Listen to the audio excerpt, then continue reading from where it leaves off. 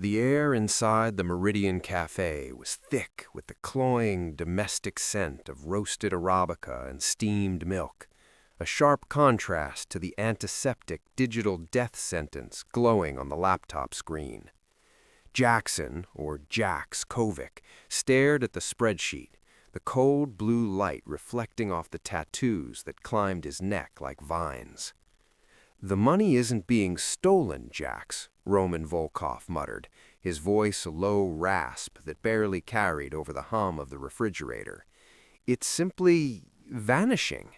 At this rate, the Kovic legacy has exactly 18 months before we're liquidated."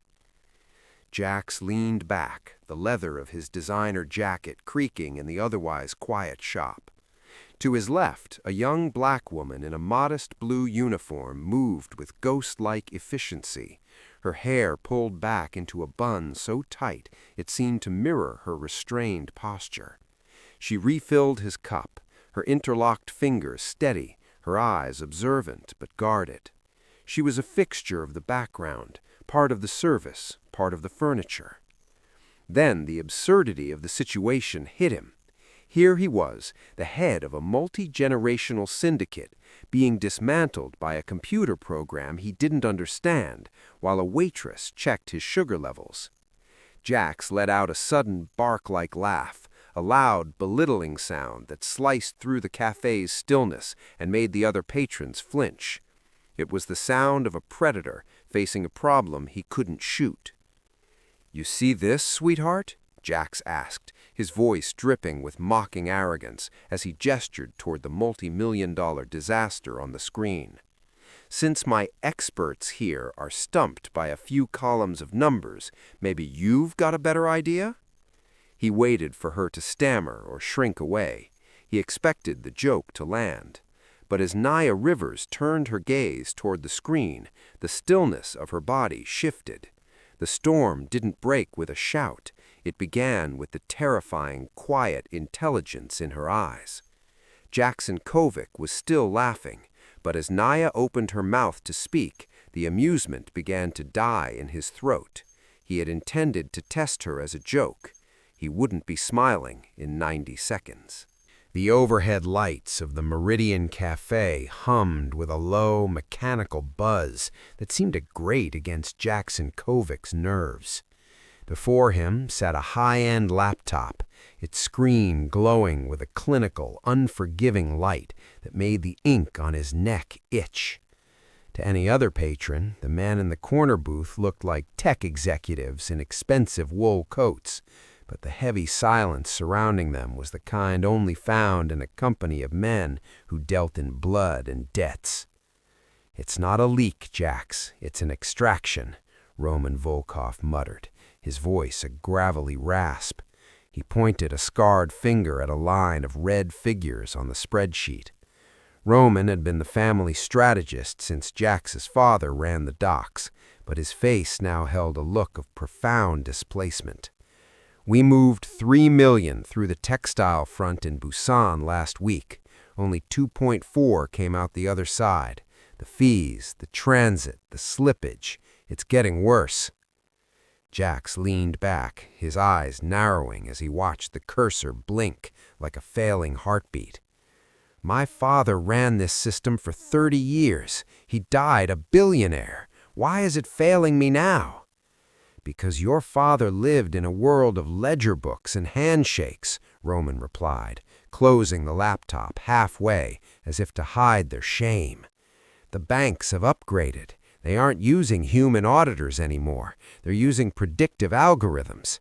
AI-driven compliance software is sniffing out our patterns before the money even hits the secondary accounts.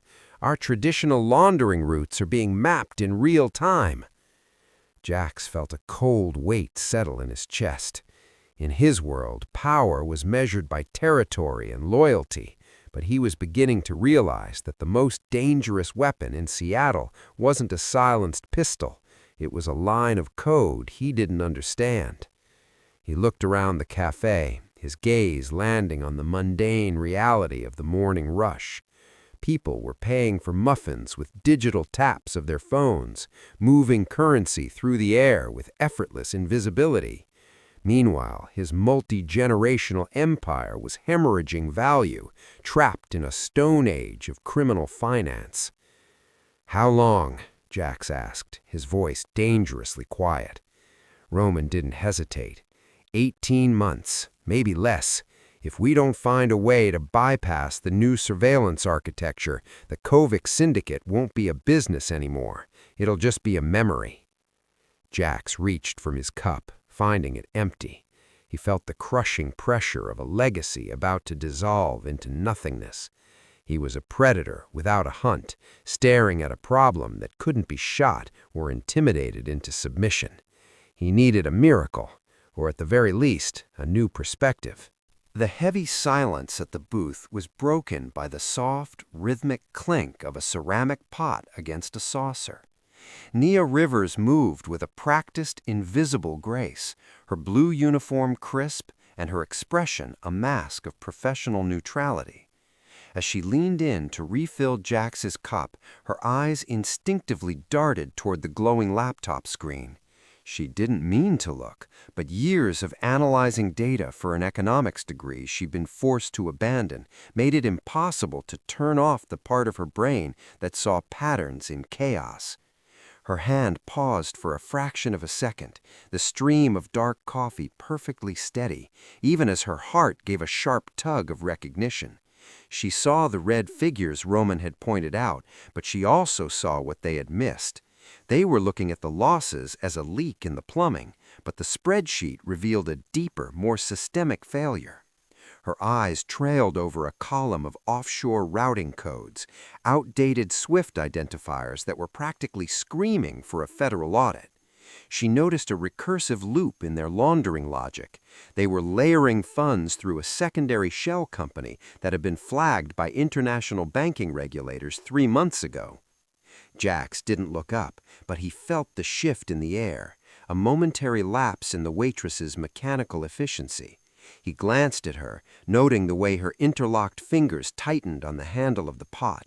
She wasn't looking at him. She was staring at the screen with a look of quiet, concentrated disapproval. It was the look of a master jeweler spotting a crack in a diamond.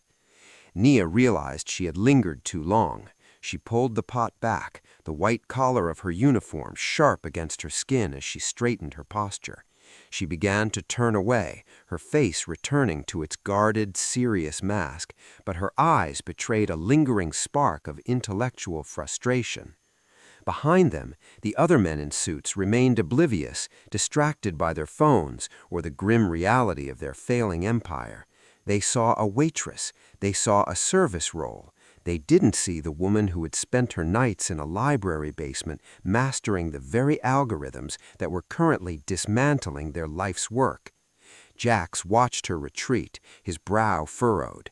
He was a man who ruled through observation, and for the first time in months, he wasn't looking at the red ink on the screen. He was looking at the woman in the modest blue dress, wondering why a waitress at a quiet cafe looked like she'd just found a typo in a death warrant. The arrogance that usually defined him flickered, replaced by a sharp, predatory intrigue. He had been looking for a solution in his own world, but for a fleeting second, he wondered if it had just walked away with a coffee pot. Jax watched the waitress retreat toward the counter, but the image of her lingering gaze remained burned into his mind. It wasn't the look of a curious bystander. It was the sharp, analytical stare of a predator identifying a weakness. His pride, already bruised by the morning's financial revelations, flared with a sudden, dark amusement. If his hand-picked experts and his father's legacy couldn't solve the riddle of the disappearing millions, perhaps the universe owed him a bit of comedy. "Waitress," Jax called out, his voice cutting through the low hum of the cafe like a blade. Nia paused, her back stiffening for a fraction of a second before she turned. She walked back to the booth with a measured pace, the coffee pot held at her side. She didn't look intimidated. She looked like someone who had been interrupted during a difficult calculation. Roman narrowed his eyes, sensing the shift in Jax's mood. Jax, not now. We have work to do. Jax ignored him, leaning forward until the blue light of the laptop reflected in his dark, predatory eyes. He gestured toward the screen, where the red ink of the Kovic syndicate's failure was laid bare. A mocking, arrogant smile pulled at the corner of his mouth, the kind of smile that preceded a public humiliation. "You were looking at my numbers, sweetheart," Jax said, his voice dripping with condescending charm. "And you didn't look very impressed. In fact, you looked like you just smelled something rotting." Nia's expression remained a fortress of calm, her fingers interlocked tightly over the white apron of her uniform. "I was just checking if you needed more cream, sir." Jax let out a short, sharp laugh, a loud, invasive sound that drew the attention of the few other patrons in the cafe. "Don't lie to me. You've been hovering over this table like a vulture over a carcass." He tapped the screen with a manicured finger. "Since my highly paid consultants here seem to think this money is just evaporating into thin air, why don't you weigh in? Give us the benefit of your vast service industry wisdom." The men around the table shared a smirk, their tension momentarily eased by the chance to mock someone lower than themselves. Roman leaned back, crossing his arms with a huff of dismissal. Jax's grin widened, teeth exposed in a way that wasn't friendly. "Come on, don't be shy. You saw the A-leak. You saw the holes. So tell me, got a better idea, sweetheart? Or should I just go back to losing $20 million a year?" He expected her to blush, to stammer an apology and hurry away to the kitchen. He expected the satisfaction of a joke well played. But as Nia Rivers looked down at the screen, then back at him, the guarded mask finally slipped. In its place was a look of such profound intellectual authority that the laughter at the table died a sudden, silent death. Jax wasn't smiling anymore. The silence that followed Jax's challenge was heavy, a suffocating vacuum that usually forced people to crumble. But Nia didn't blink. She set the coffee pot down on the edge of the table with a definitive click, her posture shifting from service-ready to boardroom commanding. "You're losing money because you're still trying to hide an ocean in a backyard pool," she began, her voice cool and resonant. Roman started to bark a protest, but Jax raised a single tattooed hand, his eyes locked on Nia. "Go on," Jax murmured. "Your leak isn't a theft, it's a friction cost," Nia said, stepping closer to the screen. "You're using static Swift relays and layered shell companies in jurisdictions that signed transparency treaties 18 months ago. Every time you move funds, the banking algorithms flag the latency. They aren't seizing your money, they're taxing it through forced compliance holds and middlemen skimming because your routing is predictable." She leaned over, her finger hovering just inches from the red columns. "You don't need better shells. You need a decentralized liquidity bridge. If you pivot your primary intake into a series of automated ghost accounts, non-custodial wallets that exist only for the duration of the transfer, you bypass the central banking ledger entirely." Roman scoffed, though his confidence was visibly wavering. "Crypto? That's volatile trash. We deal in hard currency." "I'm not talking about speculating on coins," Nia countered, her eyes flashing with a sharp academic fire. "I'm talking about utilizing a stablecoin peg to move value across a private sidechain. You convert to digital at the point of entry, split the assets across 1,000 temporary nodes, and rematerialize them as legitimate consulting revenue on the other side. By the time an auditor's AI even registers the transaction, the account it originated from has already self-destructed. You aren't just plugging the leak, you're making the pipes invisible." She checked the modest watch on her wrist. 90 seconds. That's how long it would take to set up the first relay. Or you can keep letting the feds map your father's old routes until there's nothing left to map. The table was paralyzed. Roman looked at the spreadsheet, then at the girl in the blue uniform, his mouth slightly agape. The men who lived by the gun were suddenly faced with a weapon they couldn't grasp. Jaxson Kovic sat perfectly still. The mocking grin was gone, replaced by a look of intense predatory focus. He looked at the screen, seeing the logic in the chaos she had just described. He looked at Nia, really looked at her, seeing the genius hidden behind the crisp white collar and the low bun. The joke had evaporated, replaced by the realization that the most valuable person in his organization was currently holding a half-empty pot of lukewarm coffee. "What did you say your name was?" Jax asked, his voice no longer belittling, but dangerously sharp with interest. "Nia," she replied, picking up the pot and adjusting her apron. "And your bill is $12, sir." Jaxson didn't move until the bell above the cafe door chimed, signaling Nia's retreat into the kitchen. The tension at the table remained, thick and metallic. Roman was already on his phone, his thumbs flying across the screen with a frantic energy that contradicted his usual stoic demeanor. "Check the routing she mentioned," Jax commanded, his voice barely a whisper. "The ghost accounts, the liquidity bridge, see if the math holds." Roman didn't answer for 3 minutes. The only sounds were the distant hiss of the espresso machine and the muffled clatter of dishes. Finally, Roman looked up, his face pale in the harsh morning light. "It holds, Jax. I just ran a simulation on a private node. Her theory would reduce our visibility by 88%. It's flawless, but it's not something a waitress should know. It's not even something most bankers know." "Who is she, Roman?" Jax asked, his eyes fixed on the swinging kitchen door. "I want everything, not just a name. I want to know how a girl with that brain ends up pouring coffee for $12 a head." Roman signaled to a man outside in a black SUV, and within minutes a tablet was slid onto the table. Roman scrolled through the digital dossier, his brow furrowed. Nia Rivers, 23, originally from Chicago. She wasn't just a student, Jax. She was a prodigy. Full academic scholarship to the University of Washington's Honors Economics program, specialized in algorithmic finance and cryptography. Jax leaned in, his interest sharpening. A scholarship student?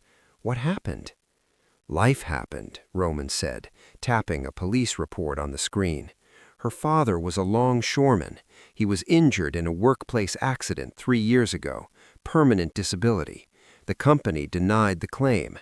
The medical bills piled up, and Nia started working 40 hours a week to keep the family afloat, while maintaining a 4.0 GPA.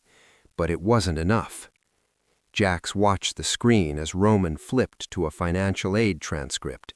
She missed a tuition payment deadline by 48 hours during her junior year. The university pulled her scholarship. She appealed, but they wouldn't budge. She's been working 3 jobs ever since. This cafe, a night shift cleaning crew, and freelance tutoring just to pay off the interest on her father's debt. "She's a genius sitting on a mountain of debt because of a 48-hour technicality," Jax mused, a dark spark of empathy flickering in his chest. He knew what it was like to be trapped by a system that didn't care about your potential, only your compliance. "She's a security risk," Roman argued, though his voice lacked its usual bite. "She knows our numbers now. She saw the holes." Jax stood up, buttoning his sharp black jacket. The tattoos on his neck seemed to pulse with a new, calculated energy. "She's not a risk, Roman. She's an asset, and she's currently the only person in this city who can stop our empire from evaporating." He looked at the kitchen door one last time. He had come to the Meridian Cafe looking for a way to save his legacy, and he had found it in a woman the world had tried to bury. "Get the car ready, and find out exactly how much she owes. I don't want her worrying about tuition when she starts working for me." The following Tuesday, the Meridian Cafe was nearly empty when the chime above the door announced Jax's return. He didn't sit in the back booth this time. He stood by the counter, his presence a dark, refined eclipse against the sun-drenched tile. Nia was polishing a glass, her movements halting as she met his gaze. She didn't look like a victim. She looked like a woman who had been expecting a debt collector and found a king instead. "I don't need more coffee, Nia," Jax said, his voice low and devoid of the previous day's mockery. He placed a thick vellum envelope on the counter. It wasn't filled with cash, but with a single sheet of paper, a contract. Nia didn't open it. She simply looked at it, then back at him, her jaw set in that same line of quiet resilience. "I know about the University of Washington," Jax continued, leaning against the counter, his tattooed hand inches from hers. "I know about the missed payment, the denied appeal, and the medical bills that keep you in this apron. You're trying to move a mountain with a plastic spoon, Nia. It's noble, but it's a waste of a mind that should be rewriting the global economy." Nia's eyes flashed, not with gratitude, but with a sharp defensive pride. "I don't take charity, Mr. Kovic, especially not from men who have evaporating problems." "It's not charity, it's a recruitment," Jax countered. He pushed the envelope closer. "That contract includes a salary that covers your father's care and your tuition in full, starting tomorrow. In exchange, you become the chief architect of my organization's financial infrastructure. You build the ghost accounts, you bridge the liquidity, you make us invisible." Nia looked at the door, where Roman stood like a gargoyle beside a black SUV. She knew what that world was. It was a golden cage lined with silk and blood, but it offered something the cafe never would: leverage. "And if I say no?" she asked, her voice steady. Jax leaned in, his shadow falling over her. "Then you stay here. You keep pouring coffee from men who aren't half as smart as you. You keep watching the interest on those debts grow faster than you can work. You stay small because the world was unfair to you once." He paused, his gaze softening into something dangerously sincere. "I'm offering you the power to never be at the mercy of a technicality again. Build my empire, and I'll give you the keys to your own." Nia looked down at the envelope. The choice was a jagged line between the safety of her struggle and the peril of her potential. Finally, her fingers reached out, sliding the paper toward her. She didn't smile, and neither did he. The joke was long dead. The partnership had begun. The headquarters of the Kovic syndicate did not look like a lair. It looked like a glass and steel fortress overlooking the Seattle waterfront. Inside the primary boardroom, the air was thick with the scent of expensive tobacco and a palpable masculine hostility. Jax sat at the head of the table, his expression unreadable as he watched Nia enter. She had traded her blue waitress uniform for a tailored charcoal suit, her hair still pulled back in that same disciplined bun. She looked like a blade, thin, sharp, and entirely out of place among the heavy-set men who had spent decades enforcing the family's will through fear. "You're late," Roman grunted, though Nia was exactly on time. He sat to Jax's right, flanked by three older men, the old guard, whose faces were maps of scars and cynicism. Nia didn't apologize. She walked to the head of the table, placing a sleek tablet beside Jax's laptop. "I was finalizing the encryption keys for the first ghost relay. We go live at noon." "We go live when I say we go live," spat a man named Silas, a veteran who had overseen the family's traditional laundering since before Nia was born. He slammed a meaty hand on the table. "Jax, this is an insult. We've spent 30 years building these roots. Now you want us to hand the keys to the kingdom to a girl who was pouring coffee 48 hours ago because she has a theory?" The other men murmured in agreement, their eyes raking over Nia with a mixture of suspicion and sexist disdain. To them, she wasn't an architect, she was an interloper. "She isn't just a girl with a theory, Silas," Jax said, his voice dropping to a dangerous, icy register. "She's the reason you aren't all wearing orange jumpsuits by Christmas."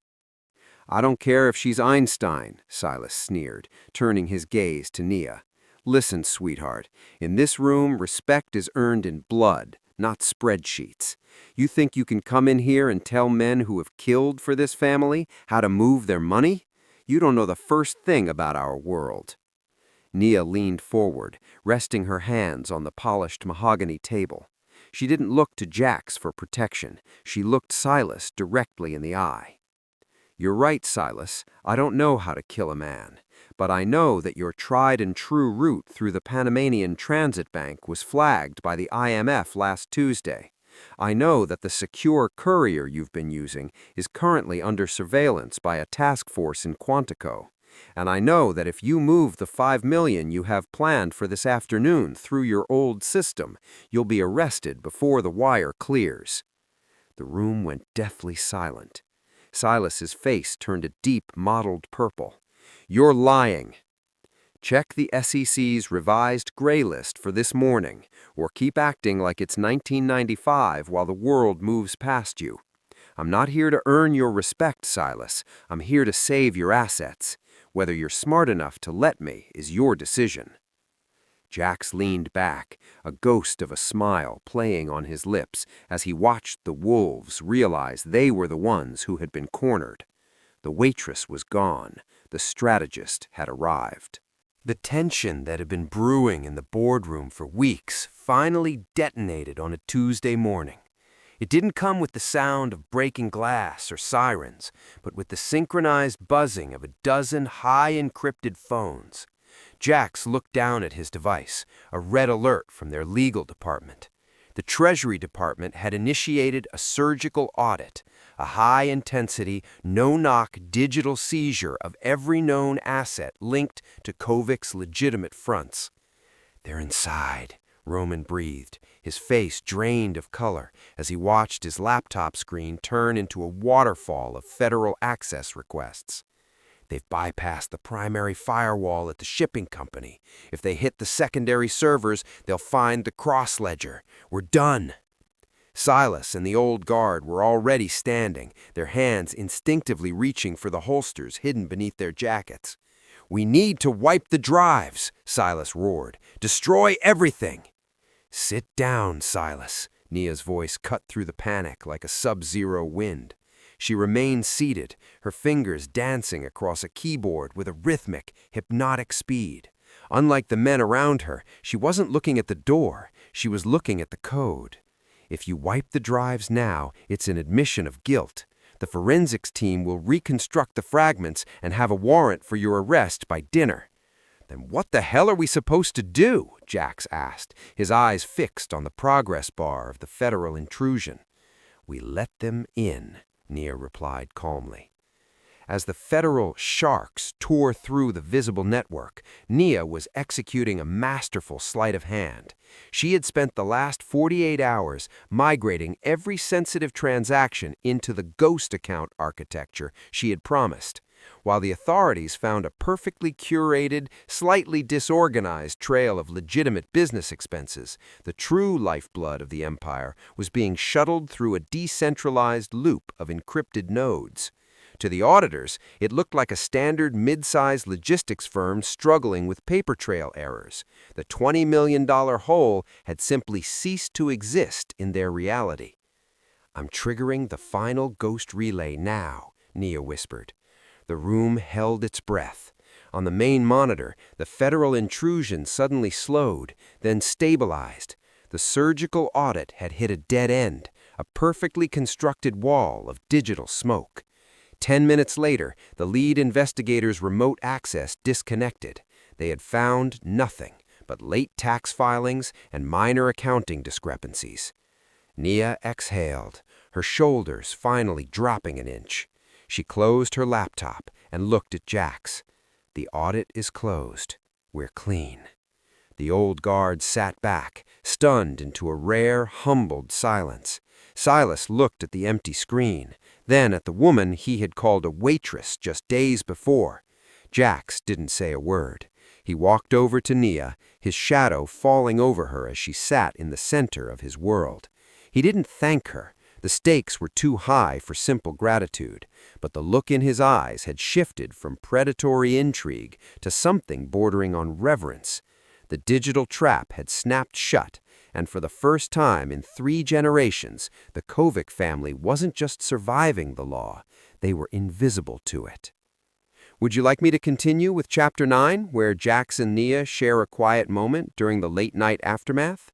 The digital clock on the boardroom wall flickered to 3 a.m., casting a pale indigo light over the stacks of documents that had become their shared world. The skyline of Seattle was a distant glitter of rain-streaked gold, but inside the glass fortress, the air was still and heavy with the scent of cold espresso and old leather. Jax had shed his jacket hours ago, his white sleeves rolled up to reveal the intricate tapestry of ink that climbed his forearms, symbols of a history written in conflict.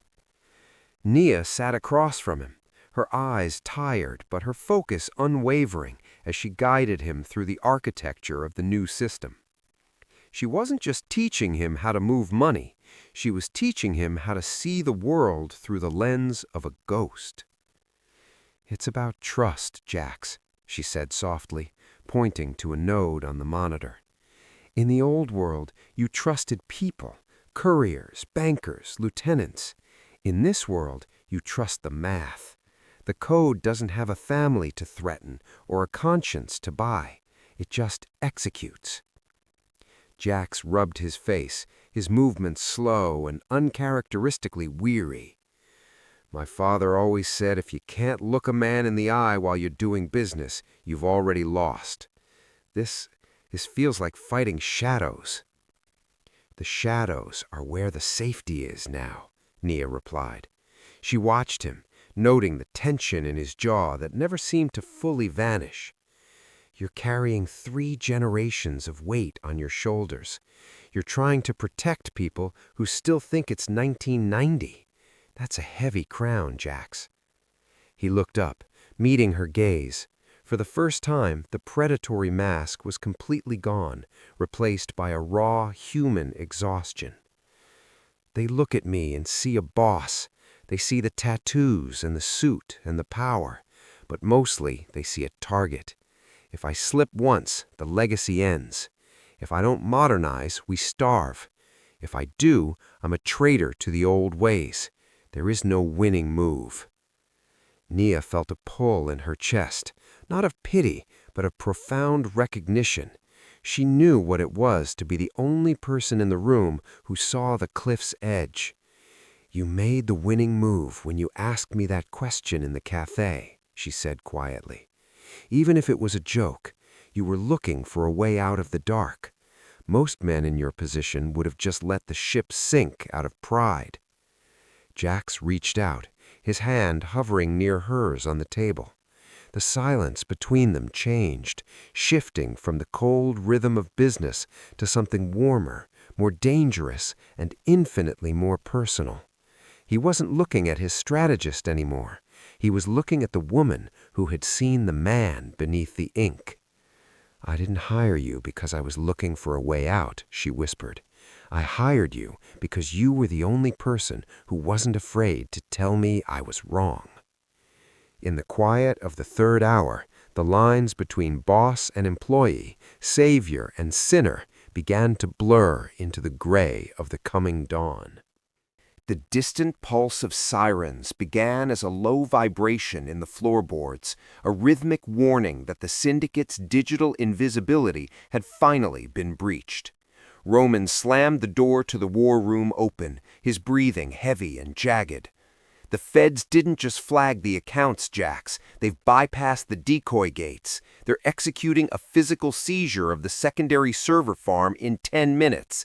If that money's still in transit when they pull the plugs, it's not just gone, it's a confession." $50 million. It was the liquid marrow of the Kovic empire, currently suspended in the digital ether of the ghost accounts Nia had painstakingly built. If the authorities seized the hardware before the funds reached their final, non-custodial destination, the family wouldn't just be broke, they would be buried. Jax turned to Nia.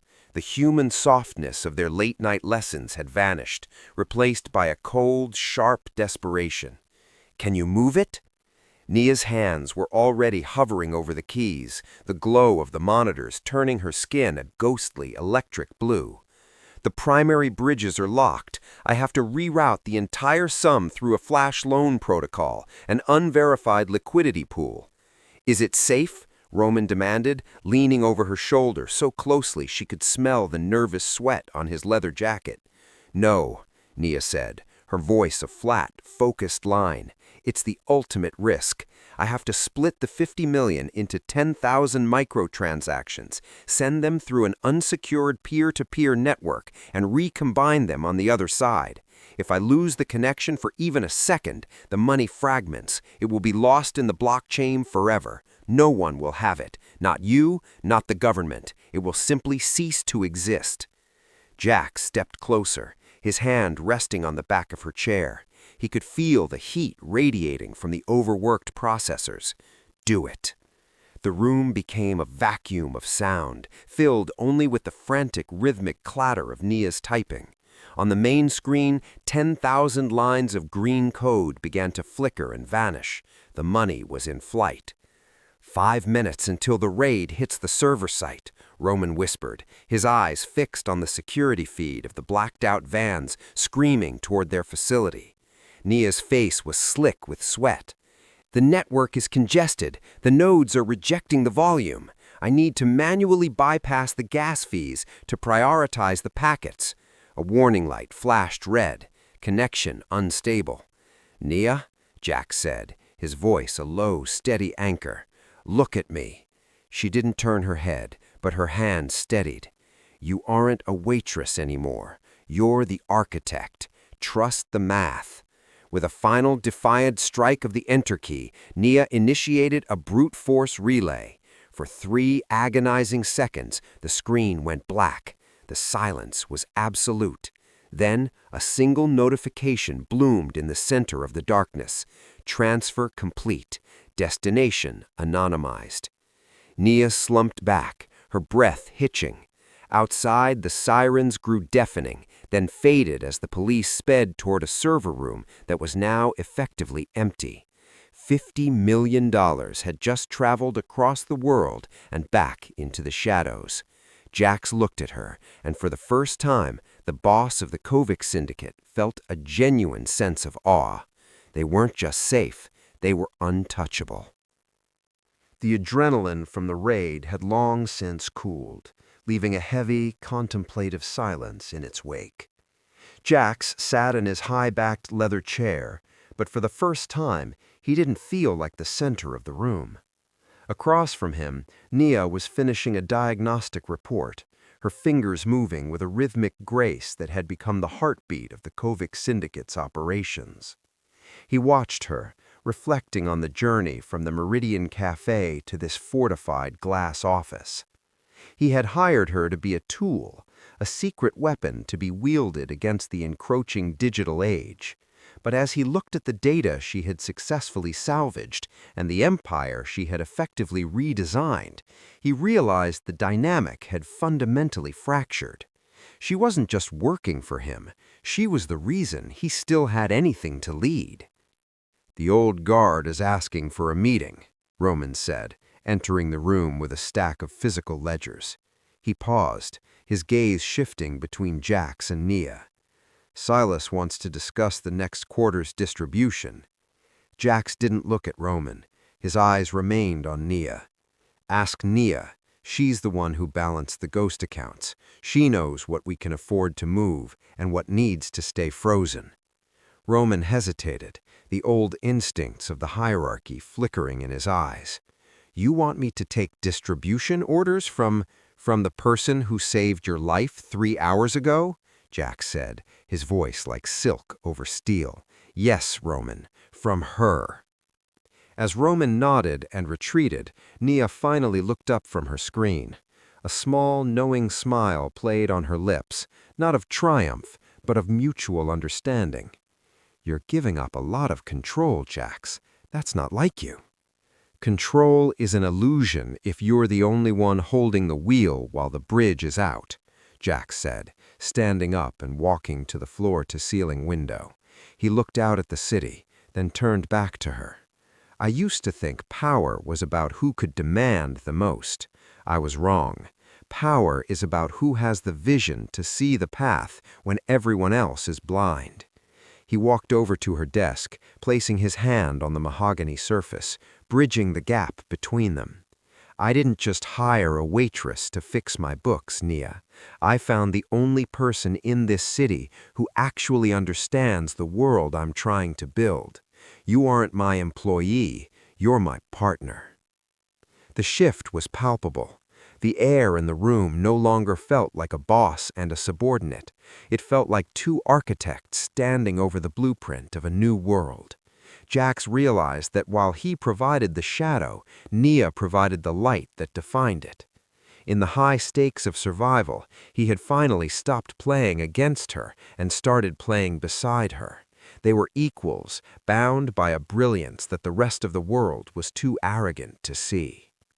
Would you like me to finish the story with Chapter 12, the final scene at the cafe? 1 year later, the Meridian Cafe looked exactly the same, yet the man sitting in the corner booth was fundamentally altered. Jaxson Kovic waited as the bell above the door chimed, the sound no longer a signal of mundane business, but a reminder of the day his world had tilted on its axis.